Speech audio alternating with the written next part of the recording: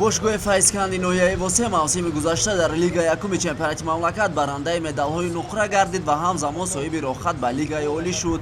пеш аз оғози мавсим роҳбарияти даста барои пурқувват ва рақобатпазир намудани тим як қатор корҳоро анҷом дод.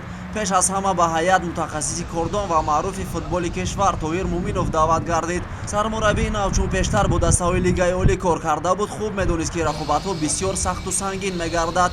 аз ин рӯ як қатор бозингарони навро ба даста даъват намуд. дар ин қатор футболбозони шинохтаи меҳан аз он ҷумла Эраҷ Раҷабов ва Наврӯзи Рустам даъват гардиданд.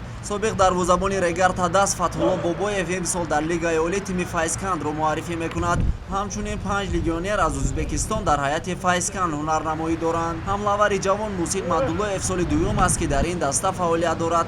Сами Муҳсин барои роҳ ёфтани Файзканд ба лигаи олӣ бориз аст, зеро ӯ дар лигаи якум муаллифи 16 гол гардида беҳтарин нишонзани даста дониста шуд. дастаи Шоҳин Муминобод бозӣ мекардам. баъд соли 2019 соли гузашта ин дастаи нағз мақсад моро дар лигаи якум файрод кард.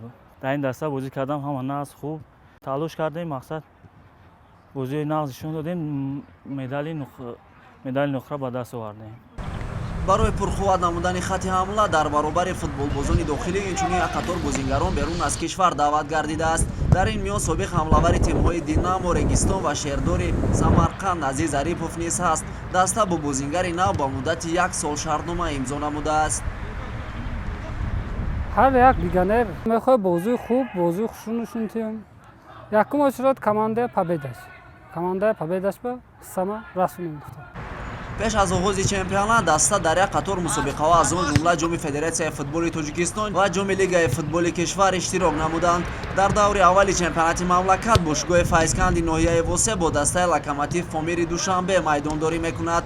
баргузории бозии мазкур санаи 5 апрел дар назар аст.